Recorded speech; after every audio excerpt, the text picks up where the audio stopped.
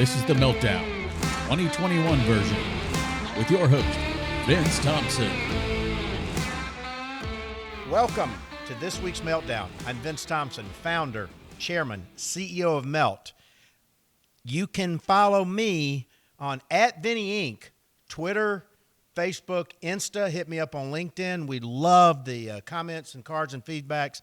This week, again, my partner in crime, the hottest sports podcast probably in the planet, maybe on Mars, on the dune buggy up there. My dear friend Jake Crane, the J-Boy Show, and we're going to start sort of a new thing where he and I are going to unpack the week's sports business stories from multiple demographics, multiple generations, and multiple perspectives to inform you of what's going on in the sports world. But Jay, before we dive into the Meltdown today, major news breaking. Possibly the greatest golfer of all time, maybe the greatest athlete in the world, Tiger Woods. Very, very, very, very bad car wreck in Los Angeles. I've driven those roads. We're praying for him and his family. We don't know the health impact yet. But with the Masters several weeks away, and he was trying his best to rehab his back, the business impact on Tiger Woods, not at Augusta National.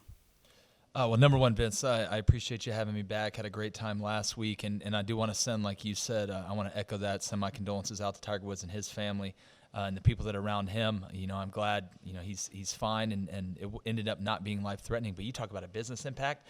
I mean, Tiger Woods could shoot 35 under, and you'd get millions of eyes just to watch him hit one good shot. And we all know what Tiger's done at Augusta. That's really, if you're looking at it, because to me, I think a big part of it is he's chasing Jack, which is a record that nobody will ever break, I think, if Tiger doesn't do it. But you look just from an advertisement standpoint, a sponsorship standpoint, an eyes and ratings standpoint.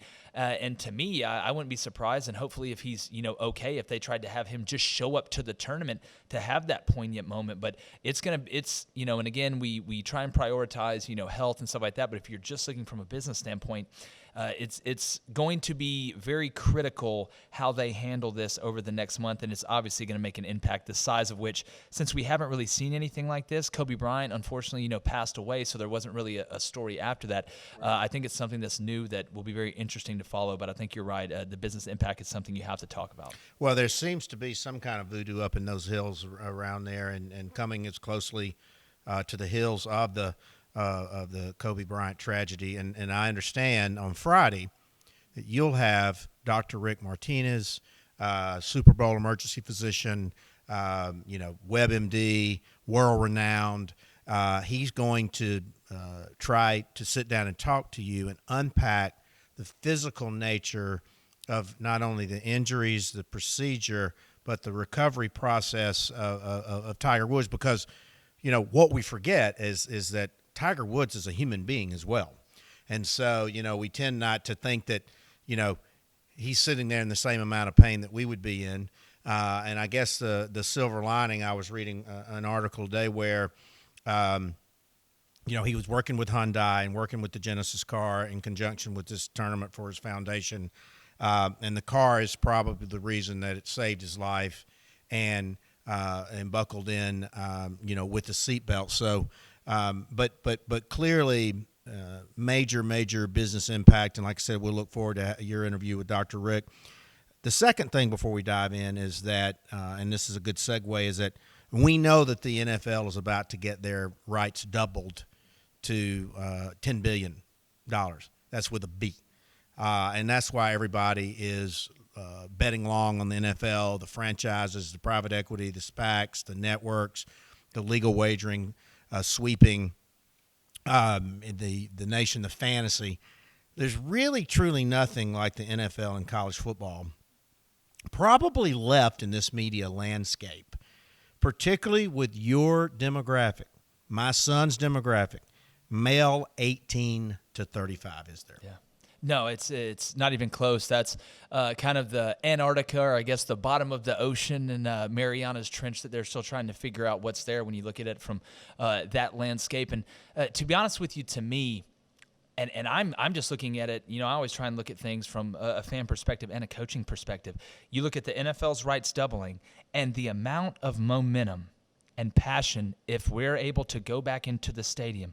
Can you just imagine? Because I can feel it right now. We didn't have a spring practice. By the way, you can feel it, and you're hearing it, and you're seeing it. You're seeing the smoke signals. It's going to be the most raucous. There will be more things sold at games. There will be more hot dogs sold. You will have more people tailgating because what do people want? I always go back to the prohibition argument. They want what they can't have or what they're used to having that you took away. Right. And this year, it is an absolute monster. I think you hit the nail on the head. And to me, it's just like, getting haircuts. People are not going to stop watching football or wanting to go and interact. And the more you're able, and we talked about fantasy sports and all that stuff last time, everything that the NFL or college football touches this year is going to be times 10, in my opinion, from a profit standpoint, from an eyes standpoint, from a rating standpoint. And you couldn't pick a better year right now to go ahead and get in it and get behind it because it is a monster that has been growing, that will not slow down, and it's going to get to the point where it walks out the door like Frankenstein starts walking in the city. Yeah, and I think in a weird way, I think I'm starting to see what I call the green shoots in the corporate world. They're talking about planning for the fall,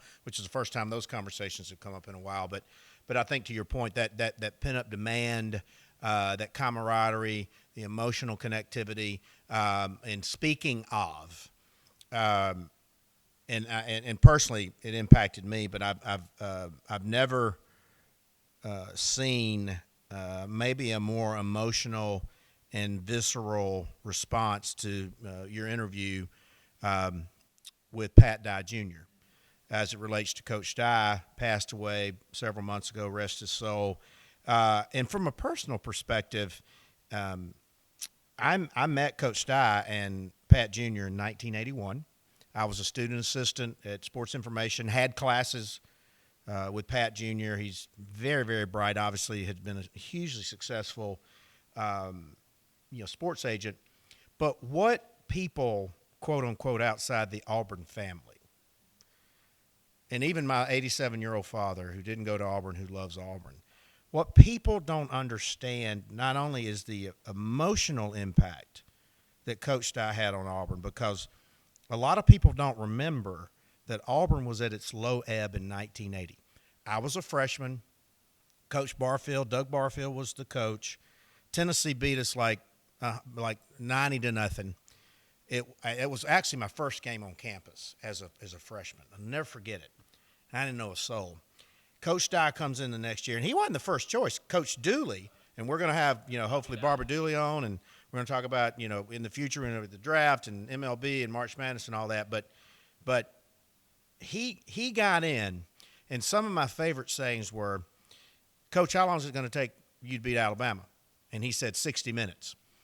The second famous story, and I was there in 81 when Coach Bryant broke Stagg's record at Legion Field. I was on the sidelines. There's a famous shot we'll show you of Coach Dye leaning in Bryant's ear at the pregame when the coaches would go up and meet. And you can see Coach Bryant kind of step back, and I interviewed Coach Battle and Mal Moore and all these people. Coach Dye said, "Coach, we about to get after your ass today."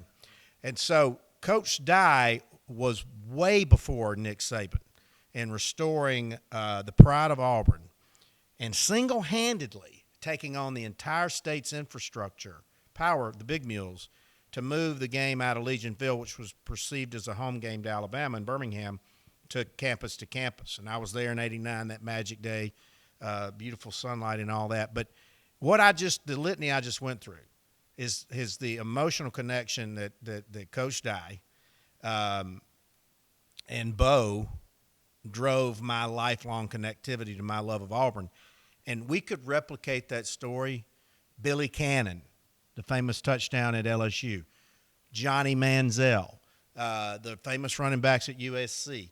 1970, Legion Field, Sam Bam Cunningham, John McKay, USC, beat Alabama like a drum, led to the integration of SEC football. Those really have nothing to do with the game. So why do you think this emotional connectivity always draws back to the sports?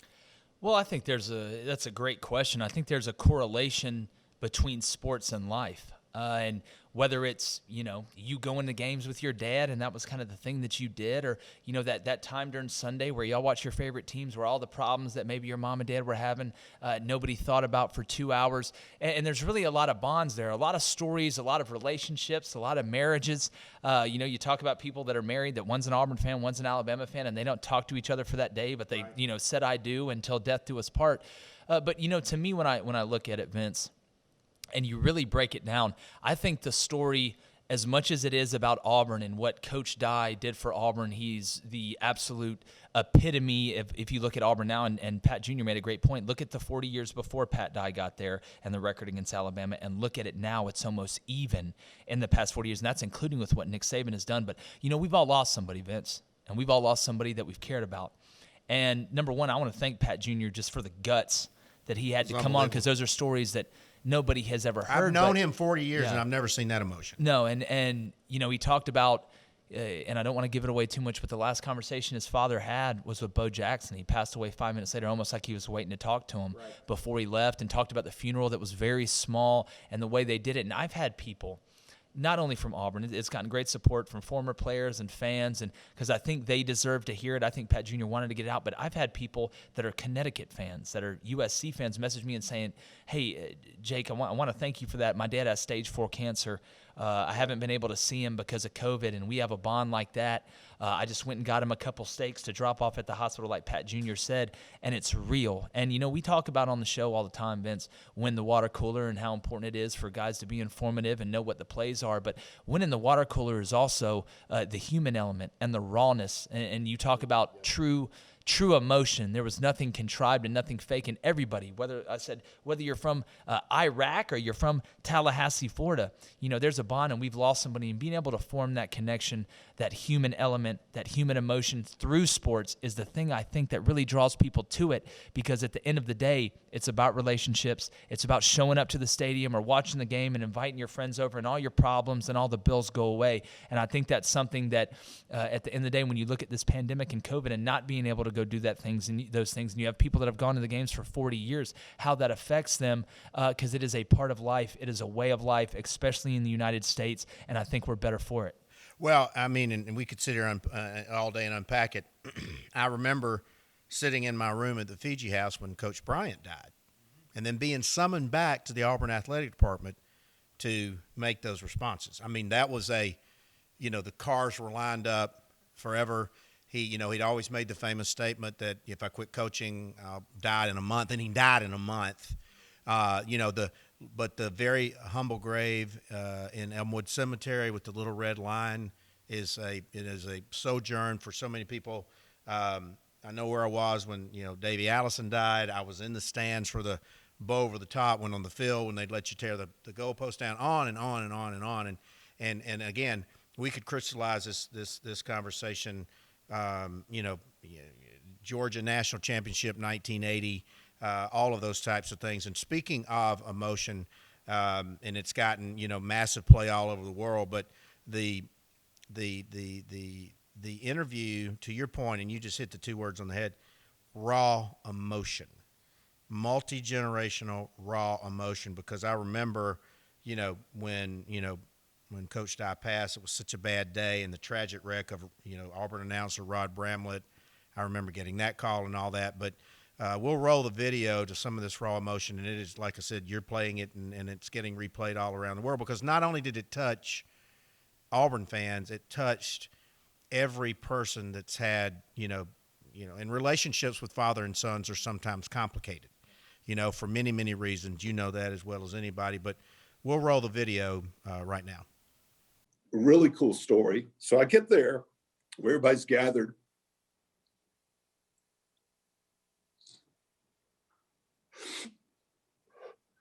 I apologize. No, Pat, don't apologize at all. Everybody that knows understands. Everybody that knows understands. You take your time. Got all the time in the world. So one of the first people I see when I walk in the room, and this is at the lodge at the farm, and like I said, it was a small, very small gathering. It's pretty much family and a few former players, former coaches. And One of the first people I see is Bo. Yeah.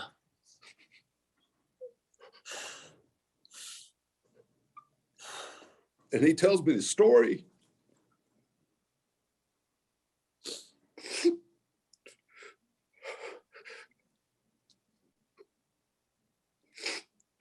He says, Nancy, my dad's girlfriend, called Bo the morning Dad passed and said, hey, if you want to talk to Coach Dye, you need to call him now. Yeah. So literally, you'd call the room and the nurse would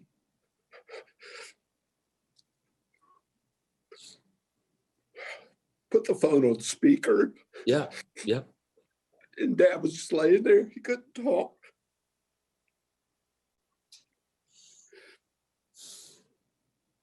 Bo called him at 11:40 Eastern. Mhm. They hung up. Dad passed away 5 minutes later. Really? So that's the last conversation. How was it, Bo Jackson?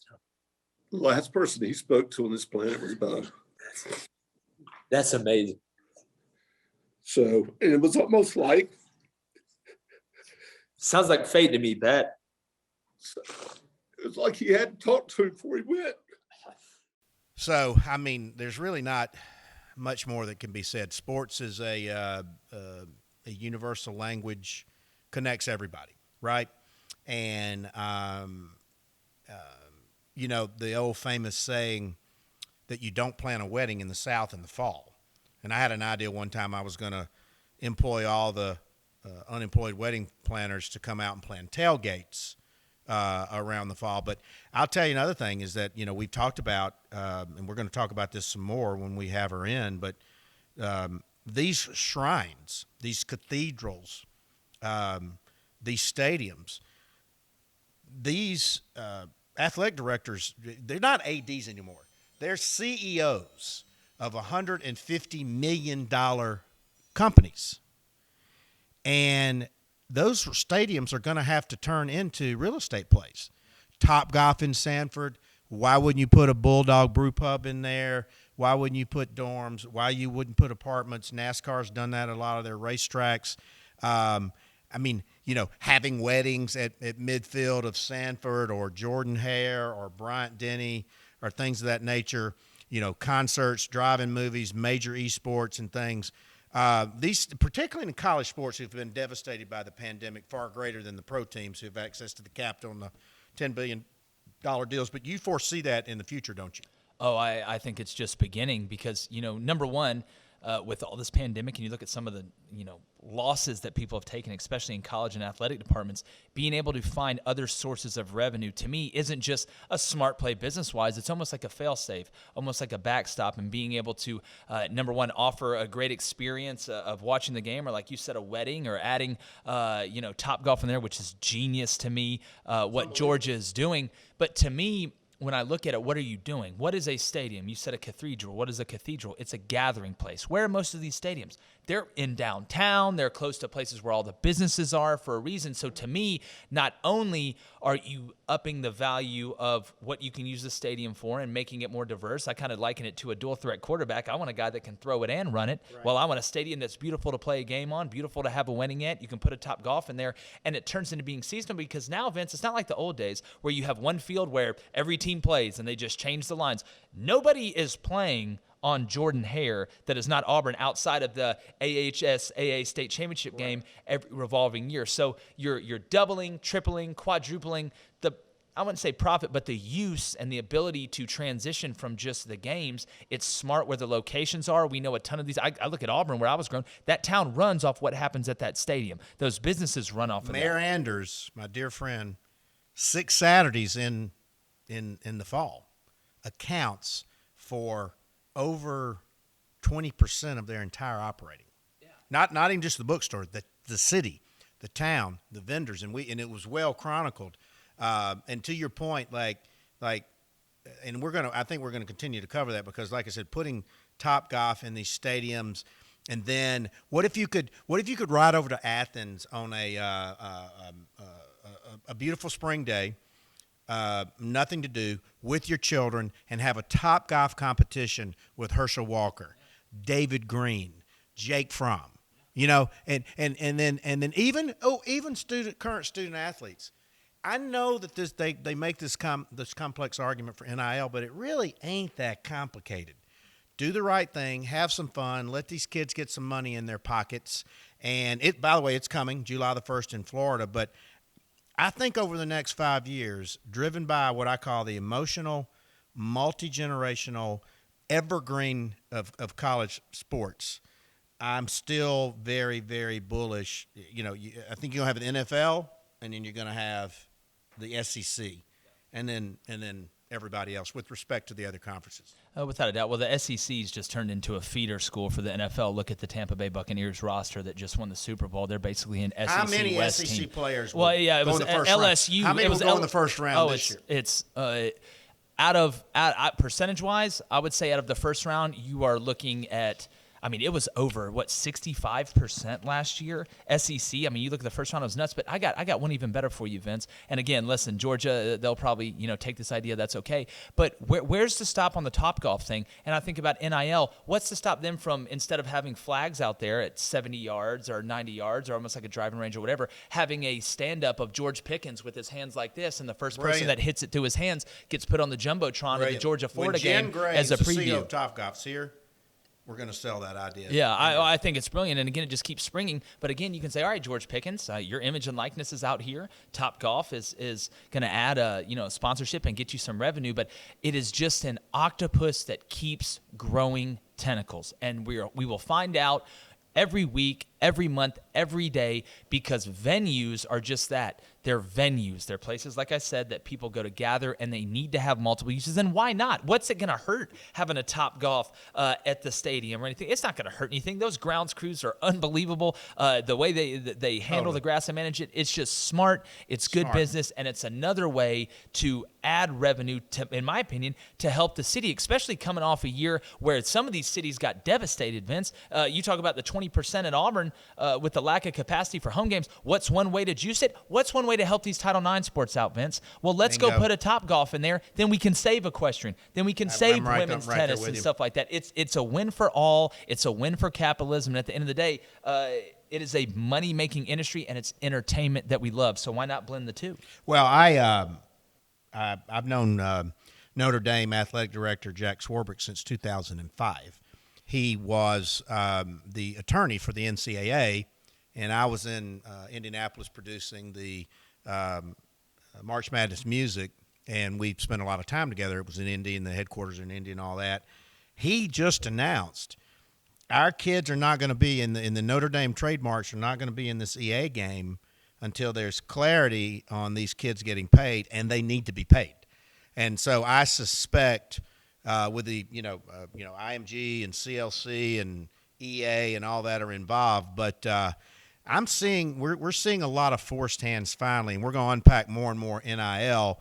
But speaking of, and I've just really, you and I've only been together probably a month, but the emotional, I guess it's a month, right? Yeah, it was love at first sight, Vince. Right, it was love at first sight, which is not too many people have said that about me many times. And but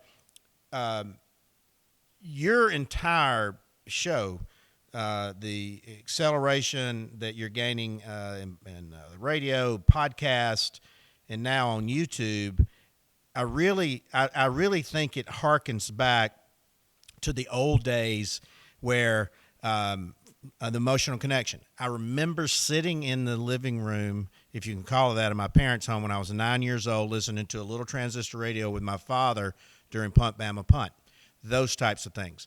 And I think that you're taking it back, and we all have been through so much over the last year.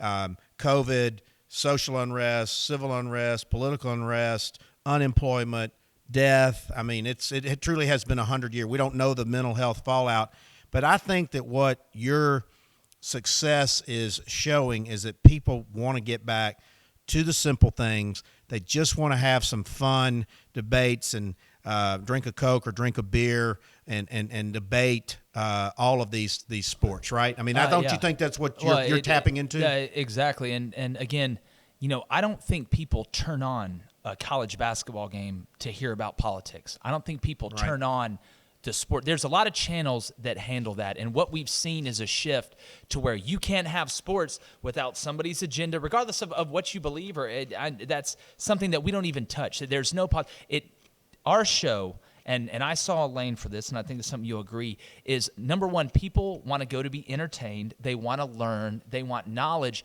and they want to be able to watch something and they get done not feeling dirty or disgusting or that they kind of got robbed of 10 minutes of a game.